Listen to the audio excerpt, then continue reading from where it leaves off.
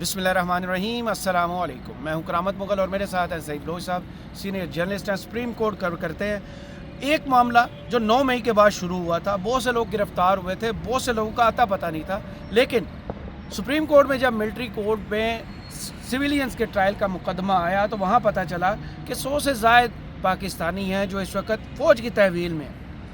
कुछ लोगों को 20 को ईद से पहले छोड़ दिया गया, कुछ को आज सज़ाएं सुनाई गई हैं जिनकी तादाद 25 बताई जा रही है। एक तो ये बताइएगा, ये सज़ाएं होगी, अब ये फ़ौज की तहवील से सिविलियन तहवील में आ जाएंगे और इनके पास इंसाफ के लिए अब कौन कौन से प्लेटफॉर्म जो हैं वो इनके पास अभी ऑप्शंस मौजूद हैं उसके।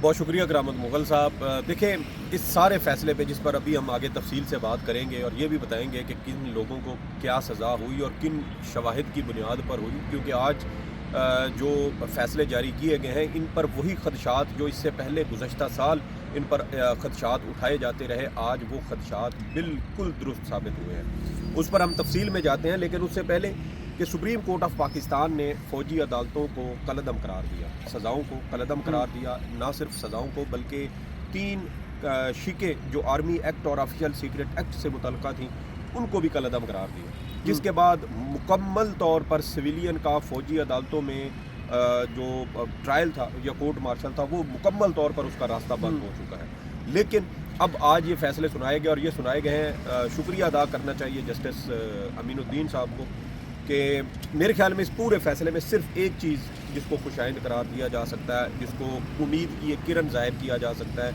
वो ये है कि अब इस ट्रायल के बाद, सज़ाएँ सुनाने के बाद इन लोगों को जेलों में मुंतकिल किया जाएगा, अपनों से मुलाकात हो सके, अपनों से मुलाकात हो। क्योंकि जब ये एक सिविलियन जेल में जाएंगे तो वहाँ पर जो जेल मैनुअल है या जेल प्रिजन कानून मौजूद है, ग़ालिबन 1978 में बनाया गया था, उसके तहत हफ्ते में 2 बार मुलाकातें मुमकिन होती हैं, एक मंगल के रोज़ और एक जुमेरात के रोज़। और इस रोज़ कैदियों के साथ उनके अहल खाना, उनके अजीज़ व अकारिब या दोस्त अहबाब हफ्ते में 2 बार जाकर अब आसानी मिल सकते हैं। तो ये एक सबसे अहम चीज़ है, क्योंकि इससे पहले जब ये लोग फ़ौज की हिरासत में थे इन पर बदतरीन तशद्दुद की इतलात सुप्रीम कोर्ट तक पहुँचाई गई। इसके अलावा बेड़ियाँ, मैं उसी तरफ आ रहा था, बिल्कुल जुलाई के महीने में जो समाअत हुई थी उस समाअत पर इन मुल्ज़मान के, इन शहरियों के अहल खाना की जानिब से सुप्रीम कोर्ट ऑफ पाकिस्तान के 6 रुकनी लार्जर बेंच को ये बताया गया कि लोगों को जो शहरी फ़ौज की हिरासत में हैं वहाँ उनको बेड़ियों में रखा जाता है, उन पर तशद्दुद की इतलात भी हैं और उनको अहल खाना के साथ रेगुलर बुनियादों पर मुलाकात भी नहीं करवाई जाती। और जिस वक्त जुलाई के महीने में ये मामला सुप्रीम कोर्ट ऑफ पाकिस्तान के सामने उठाया गया था, उस वक्त तकरीबन कुछ 2 से 3 महीने तक का टाइम गुजर चुका था और कोई मुलाकात उन लोगों के साथ नहीं हो पाई। खुद आए थे जिन्होंने दरख्वास्तें दी थी और बाद में जिनकी मुलाकात फिर करवाई, बाद में मुलाकात करवाई गई। और उसमें फिर सुप्रीम कोर्ट ने तो यहाँ तक कहा था अटार्नी जनरल को मुखातिब करके कि अटार्नी जनरल साहब इंसानों के साथ गैर इंसानी सलूक ना करें। तो इस ऑब्जर्वेशन का जो बोझ है या वज़न है उसको अगर महसूस करें तो वो बहुत ज़्यादा है रियासत के कंधों के ऊपर। बहरहाल अब ये फ़ैसला आया, जैसे मैंने कहा कि ये एक अहम नुक्ता इसका जिसको खुशाइंद करार दिया जा सकता है। अदरवाइज़ फ़ौजी अदालतों से जो फ़ैसले सुनाए गए हैं वो मेरे ख्याल में इंतहाई मायूस कुन है। मैं उनको खिलाफ कानून अभी इस वजह से नहीं कहूँगा क्योंकि फ़ैसला सुप्रीम कोर्ट का मुअत्तल है और जो अपीलें हैं वो इस वक्त सुप्रीम कोर्ट में ज़ेर समाअत हैं। जनवरी के पहले हफ्ते में उन पर फ़ैसला आएगा तो फिर हतमी एक जो हैसियत है इन आइनी फ़ौजी अदालतों की और इनके फ़ैसलों की, वो हमें जनवरी के पहले हफ्ते के इख्तिताम पर मुमकिन तौर पे नज़र आएंगी कि क्या सुप्रीम कोर्ट इन फ़ौजी अदालतों को कलअदम करार देती है। और मेरी एज आ कोर्ट रिपोर्टर ऑब्जर्वेशन करामत मुगल साहब ये है कि जो फ़ैसला सुप्रीम कोर्ट से आएगा वो भी 50-50 होगा, यानी दोनों फ्रीकैन को राज़ी करने की बज़ाहिर कोशिश की जाएगी। क्योंकि इस वक्त फ़ौज का सबसे बड़ा कंसर्न या जो तहफ़्फ़ुज़ात जो फ़ौज के हैं वो ये है कि वो जो 3 शिकें 21D1, 21D2 of army act और ग़ालिबन 59 sub section 4 official secret act का, ये बहाल होनी चाहिए हर सूरत।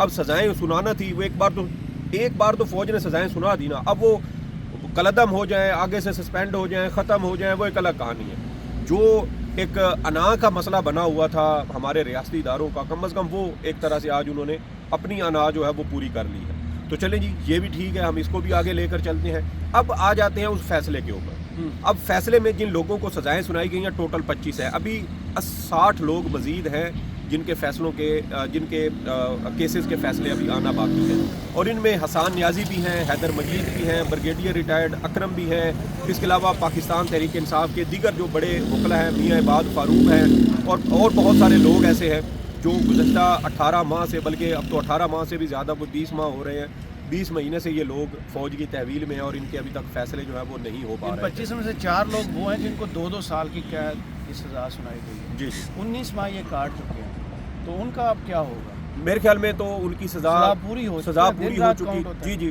کاؤنٹ ہوتے ہیں، اور اس میں بھی ابھی دیکھنا یہ ہے کہ آگے اس حوالے سے کیا مزید کارروائی ہوتی ہے اور کیا اس میں پیش رفت ہوتی ہے، کیونکہ یہ جو جیسے میں نے کہا کہ یہ فیصلے سزا معطلی کی درخواستیں جو ہیں وہ ہائی کورٹ میں فوری منظور ہو جائیں گی. نہیں، ابھی یہ ہو نہیں سکتی. اس کی وجہ میں اسی طرف آ رہا تھا کہ یہ چیزیں منسلک ہیں سپریم کورٹ کے فیصلے کے ساتھ. اب جب تک یہاں سے فیصلہ نہیں، سزائیں سنا دی، وہ جیلوں میں منتقل بھی ہو جائیں گے، لیکن وہ اپیل کا فورم ابھی استعمال نہیں کر سکتے کیونکہ معاملہ سپریم کورٹ کے اس حتمی فیصلے کے ساتھ مشروط ہے جو ابھی جنوری کے مہینے میں ابتدائی پہلے ہفتے میں آنا ہے، کیونکہ یعنی معاملہ ابھی بھی لٹکا ہوا ہے. اس وقت تک یہ سزائیں ہو جانے کے بعد فوری طور پر وہ ہائی کورٹ کا فورم استعمال نہیں کر سکتے، کیونکہ یہ فیصلہ سپریم کورٹ کے فیصلوں کے ساتھ ہو سکتا ہے. جنوری کے پہلے ہفتے میں جب supreme court in military courts case کا فیصلہ سنائے، اس میں یہ ساری سزائیں کالعدم قرار دے دی جائے اور کہا جائے کہ یہ سارے لوگ سویلین کی تحویل میں دیے جائیں.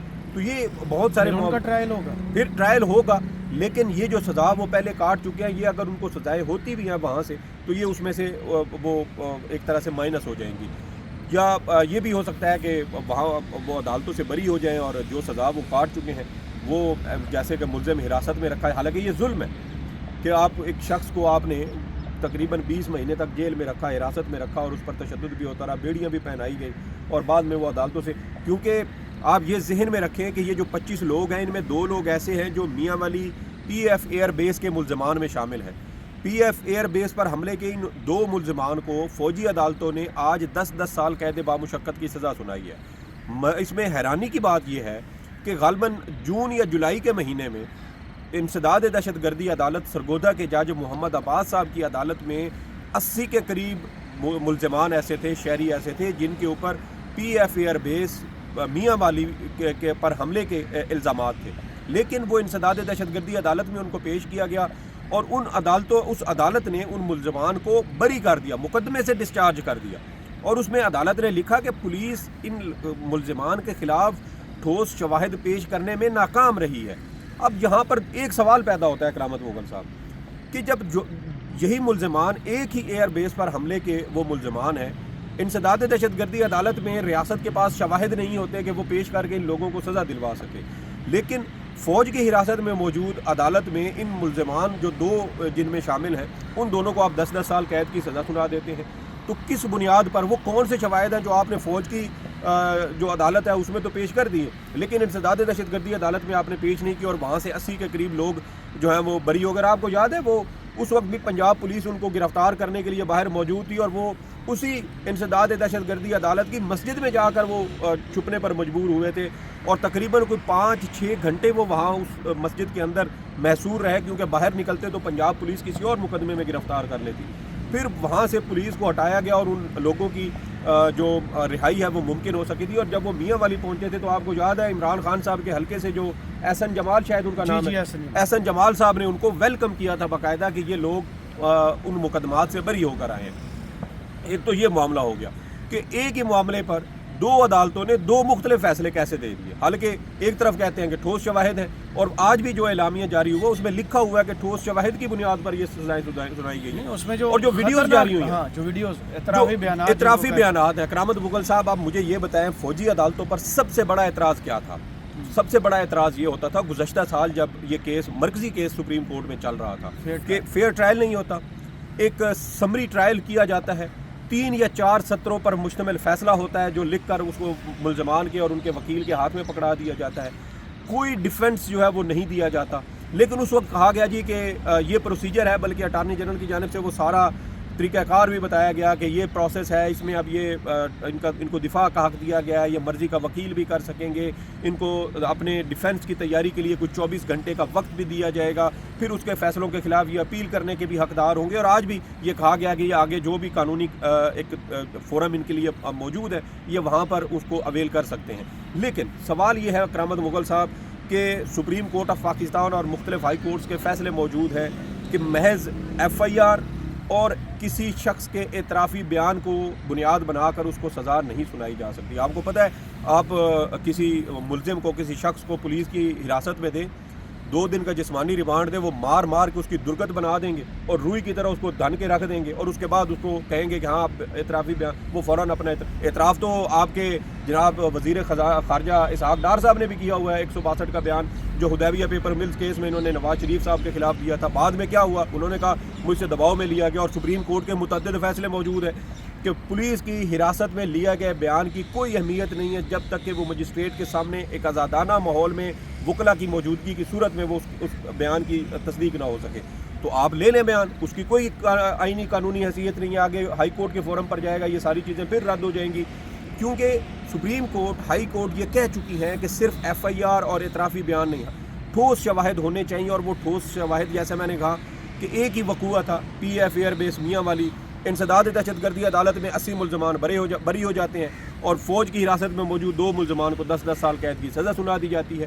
تو یہ بہت سارے اس میں سکم موجود ہیں, اور بڑی عجیب و غریب قسم کی سچویشن یہاں پر ہمیں ہماری بنتی ہوئی نظر آتی ہے. اور پھر یہ دیکھیں کہ سپریم کورٹ آف پاکستان نے جب گزشتہ سال اپنا 23 اکتوبر کا فیصلہ دیا تھا شارٹ آرڈر, اس کے بعد تفصیلی فیصلہ جنوری 2024 میں رواں سال آیا تھا, تو اس میں بھی جسٹس جو منیب اختر صاحب ہے جنہوں نے وہ فیصلہ تحریر کیا, اس میں بھی وہ لکھتے ہیں کہ برطانیہ حالت جنگ میں تھا 1938 سے لے کے 1944-45 تک جب دوسری جنگ عظیم چل رہی تھی. اس دوران بھی برطانیہ میں بنیادی حقوق معطل نہیں ہوئے تھے, عدالتیں اپنا کام کر رہی تھیں, کہیں نہیں کہا گیا تھا کہ فوجی عدالتوں میں یہ سارے ٹرائل چلائے جائیں کیونکہ سویلین عدالتیں ان موجودہ حالات میں کام نہیں کر سکتی. تو جہاں آپ بنیادی حقوق کو مقدم رکھتے ہیں, جہاں آپ انسانی حقوق کو, آئینی حقوق کو مقدم رکھتے ہیں کرامت مغل صاحب, وہاں پر پھر سویلین عدالتیں ہی چلتی ہیں. ہمارے ہاں چونکہ 40 سال آمریت رہی, فوجی آمر اس ملک پر قابض رہے, جمہوریت کو پنپنے نہیں دیا گیا, ریاستی اداروں کو کمزور کیا گیا. اب یہاں پہ آپ دیکھ لیں اسلام آباد ہائی کورٹ کے 6 ججز نے خط لکھا تھا, اس خط کی کیس کی سماعت کے دوران جب ہائی کورٹ سے جواب طلب کیا گیا تو پتہ چلا کہ پشاور والے بیچارے تو اس حد تک مجبور ہیں کہ اگر وہ حساس اداروں کی کوئی ناجائز مطالبات نہ مانیں, ان کی مرضی کے فیصلے نہ دیں, ان کی مرضی کے بینچ نہ بنے, تو ان کو افغانستان سے دہشت گردوں کی کالز آنا شروع ہو جاتی ہیں. تو جب اس طرح کے حالات میں آپ اپنی سویلین کورٹس کو رکھیں گے تو وہ کیسے آگے پراپر انصاف کر سکتی ہیں؟ خرابیاں ہر جگہ پر موجود ہوتی ہیں. آپ برطانیہ امریکہ میں بھی چلے جائیں, وہاں کے عدالتی نظام کا بھی جائزہ لیں, جن کو ہم کہتے ہیں کہ وہ بہت زیادہ ایڈوانس ہیں, بہت زیادہ مہذب ہیں, وہاں انصاف اور آئین کی بہت زیادہ بالادستی وہاں پر رکھی جاتی ہے. وہاں پر بھی آپ کو قانون کے نظام کے اندر سکم, خامیاں, خرابیاں, ہر چیز آپ کو نظر آئے گی. پرفیکٹ چیز کہیں پر بھی نہیں. پرفیکٹ ذات صرف ایک ہے, کامل ذات اللہ پاک کیا, اس کے علاوہ انسان جس کا خمیر ہی غلطی سے اٹھایا گیا, جو بابا آدم سے لے کر سارا سلسلہ چلا رہا. تو ہمارے اندر تو وہ خامیاں بھی ہوں گی, سکم بھی ہوں گے, جن کو بہتر کرنے کی کوشش کی جاتی ہے. قوانین بنائے جاتے ہیں, پھر ان میں ترامیم کیوں کی جاتی ہیں؟ کیونکہ حالات و واقعات کے ساتھ ساتھ آپ کو اپنے قوانین میں رد و بدل کرنا پڑتا ہے, بہتری کی گنجائش لانا پڑتی ہے. کچھ چیزیں غیر ضروری ہوں, اضافی ہوں, تو ان کو حذف کر دیا جاتا ہے. تو یہ پروسیس چلتا رہتا ہے. اب جو ملٹری کورٹس کے سکم, خامیاں وہ کچھ سامنے آ چکی ہیں. 60 لوگ ابھی مزید ایسے ہیں جن کے فیصلے ہونا ہیں. اور یہ ایک طرح سے, اور مجھے بڑی عجیب بات لگی کیونکہ میں نے جب وہ سارا اعلامیہ پڑھا آئی ایس پی آر کا, تو آئی ایس پی آر نے آج بھی ایک سیاسی جماعت کے خلاف شر پسند کے بھی الفاظ استعمال کیے, اس کے خلاف جو ہے وہ منفی پروپیگنڈا اور پتنی اشتعال انگیز اور اس طرح کے ایسی سٹیٹمنٹس جو شاید سیاسی حریف بھی ایک دوسرے کے خلاف نہیں دیتے, وہ ہم نے پھر دیکھا کہ وہ آئی ایس پی آر کے اعلامیے میں تھی. بہتر ہوتا کہ یہ اعلامیہ جو ہے یہ صرف سزاؤں کی حد تک یا لیگل جو اس میں پوائنٹس تھے, نکات تھے, ان کی حد تک محدود رہتا تو یہ زیادہ بہتر ہوتا. کیونکہ جب آپ نے ایک بیان دے دیا سیاسی جماعت کے حوالے سے, پروپیگنڈا بھی اس کو قرار دیا, اشتعال انگیزی بھی قرار دی, اور اس کے خلاف اور بھی بہت سارے سخت الفاظ کا استعمال کیا, تو پھر وہاں سے بھی جب رد عمل آئے گا, وہ رسپانس دیں گے, تو اس سے یقیناً پھر چیزیں جو ہیں وہ مزید خراب ہوتی ہیں. مثال کے طور پہ کہا گیا کہ مفاد پرستوں کے ہاتھوں کچھ لوگوں کو استحصال کا شکار کیا گیا. پھر یہ بھی کہا گیا سیاسی پروپیگنڈے اور زہریلے جھوٹ کا شکار بننے والے لوگوں کو یہ سزائیں تنبیہ ہیں, وارننگ ہیں. تو اس طرح کے الفاظ جو ہیں وہ ماسٹر مائنڈ, منصوبہ ساز, آج تک وہ ماسٹر مائنڈ اور منصوبہ ساز کون ہے کہیں سے بھی DGISPR اس بات کے شواہد نہیں دے سکے. ہم نے تو یہ دیکھا ہے کہ جب بھی کور کمانڈر کانفرنس ہوتی ہے یا DGISPR 9 مئی کے واقعات کے حوالے سے ابھی پچھلے تقریباً کوئی 8-10 مہینوں میں جتنی بھی پریس کانفرنس کر چکے ہیں, اس کے ٹھیک 2-4 دن ہفتے کے بعد انسداد دہشت گردی عدالتوں سے یہ 9 مئی کے ملزمان بری ہو جاتے تھے. تو یہ عجیب و غریب قسم کی کھچڑی ہمیں پکتی ہوئی نظر آتی ہے. اب دیکھتے ہیں کہ جب جنوری میں سپریم کورٹ کا آئینی بینچ یہ فیصلہ سنائے گا پھر کیا آگے مستقبل ہوگا, کیونکہ یہ ابھی اینڈ نہیں ہوا. 20 لوگوں کو پہلے آزاد کیا گیا تھا, 25 کو آج سزائیں سنائی گئی ہیں, اور ابھی تقریباً 60 سے زیادہ 60 اور اس میں لوگ ہیں. بھی اٹارنی جنرل صاحب کی غلط بیانی بھی کرامت مغل صاحب اس میں شامل ہے. اٹارنی جنرل صاحب نے گزشتہ سال سپریم کورٹ کو کہا تھا کہ کچھ لوگ بے گناہ بھی ہوں گے, جی لیکن وہ بے گناہ نہیں تھے. ان کو 1-1 سال کی سزائیں سنائی گئیں اور ان کے اوپر مجرم کا ٹھپا لگا دیا گیا. پھر صحیح. کہا گیا کہ کچھ لوگ جو ہے ان میں ملزمان کو کیپٹل پنشمنٹ یا لینتھی سزائیں نہیں ہوں گی. آج دیکھ لیں 10 سال کی سزائیں آپ نے سنائی گئی ہیں. اور مجھے یہ بھی خدشہ ہے کہ شاید کچھ لوگوں کو اب سزائے موت سنائے جانے کا بھی امکان ہے, کیونکہ جو لوگ اس کے بعد جن کی سزائیں آئیں گی اس سے یہ ظاہر ہوتا ہے کہ وہ ان سے زیادہ سخت ہوں گی. اور یہ اٹارنی جنرل صاحب سپریم کورٹ میں یہ یقین دہانی کروا چکے تھے کہ کسی کو لمبی سزا نہیں ہوگی. اور اس وقت سپریم کورٹ نے ان کو کہا بھی تھا کہ بھئی آپ اگر ان کو سویلین کورٹ میں انسداد دہشت گردی عدالت میں بھجوا دیں تو ان کو تو الٹا سخت سزائیں ہوں گی. اس وقت اٹارنی جنرل صاحب یہ کہہ رہے تھے کہ یہ جو ملزمان ہیں ان کو زیادہ سے زیادہ 2 سال تک کی سزائیں ہوں گی. تو 2 سال کی سزائیں ہوتے ہوتے 10 سال تک پہنچ گئی, 60 کی ابھی سزائیں مزید آنا باقی ہے. تو یہ تضاد ہی تضاد ہے. غلط بیانی سپریم کورٹ کے ساتھ بھی ہوئی اور میرے خیال میں ظلم ان لوگوں کے ساتھ بھی ہو رہا ہے. قلم خوش ہو گیا, بڑا فیصلہ آ گیا اور ہتھوڑا مار کر یہ کہہ دیا گیا ہے کہ یہ سزائیں ہیں. اب لگتا یہی ہے کہ اگر سویلین کورٹس نے اپنا جو دائرہ اختیار ہے اسے استعمال نہ کیا تو ان لوگوں کی قسمت پر پھر ایک سوالیہ نشان لگ جائے گا, پھر تاریکی میں ڈال دیے جائیں گے. کرامت مغل کو اور سعید بلوچ صاحب کو اس ویڈیو سے اجازت دیجیے اور کمنٹس باکس میں ضرور بتائیے گا یہ ویڈیو آپ کو کیسی لگی. اللہ حافظ.